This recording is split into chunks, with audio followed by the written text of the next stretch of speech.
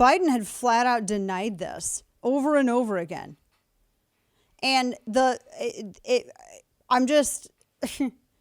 they knew, they even acknowledged, yeah, it's going to lead it to total collapse. Now it's under oath, if that means anything anymore. The Pentagon told Biden that they had to keep troops there to avoid a collapse and also to make sure they could get everybody out. They expected one if they pulled out in the manner that Biden did. Biden decided that he was going to go against all of that counsel and do it anyway. Remember when Trump originally, when they had that date, because, and the left, I just have to point this out. The left is amazing to me because of the way in which they are trying to say that they're mad about Trump wanting to pull out of Afghanistan while simultaneously asking everyone else who disagrees with the way in which Biden withdrew, which was disastrous. The classification that they have for those people is that they wanted a forever war, but it was the people the left did not want to leave. They always at first said that they did, but ultimately they didn't until they saw that it was getting really popular, that when it was just mission creep and we couldn't exactly articulate what the new objective was. Man, here's the thing. Depending on, I still, and you can have Lloyd Austin and you can have Mark Milley and everyone else say whatever they want. But ultimately, yes, it goes on Biden, but I still think military leadership, I still think that they are culpable in this.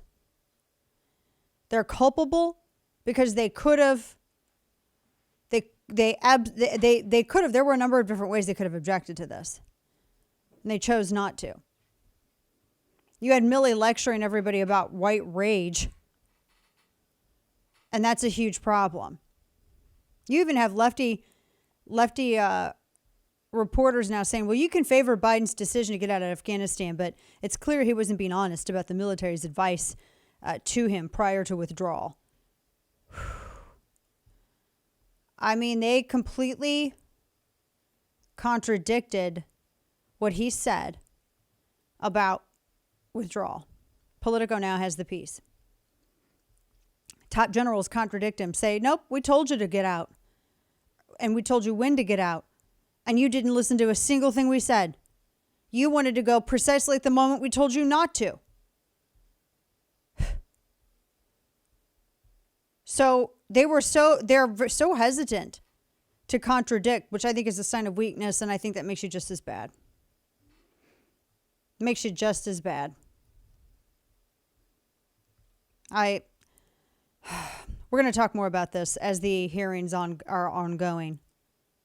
But as I said, the argument was never about whether or not we were going to stay. It was always on how and when we were going to leave.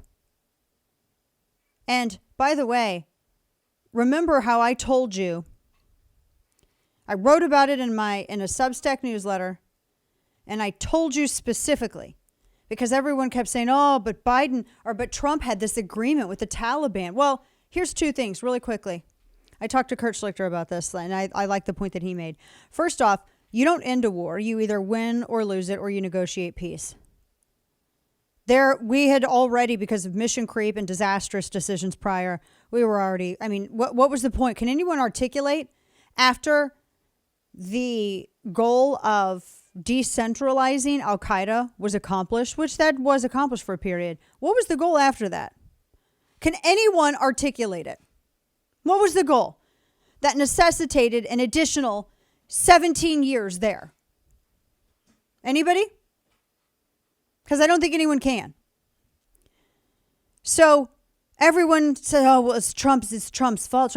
You had to negotiate something. And with negotiations, and especially in a situation like this, there are no good choices. What was Trump supposed to do? The one thing that Biden could do was control withdrawal.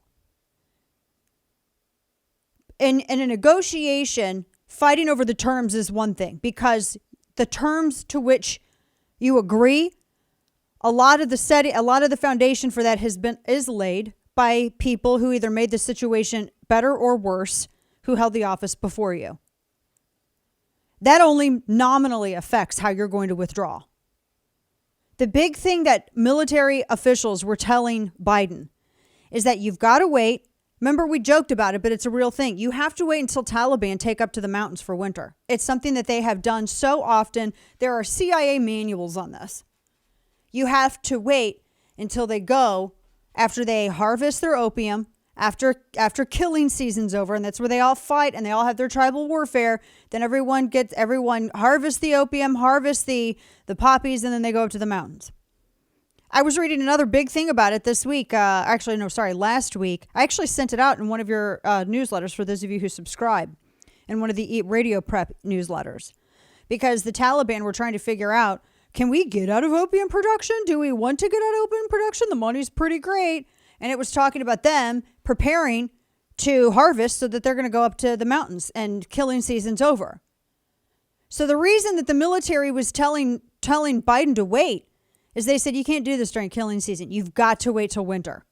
Winter's the time to do this, because if there's going to be any of this, because it's ISIS and Taliban, that's one thing that they do. Everyone who is part of any kind of tribal faction there, that's what they do.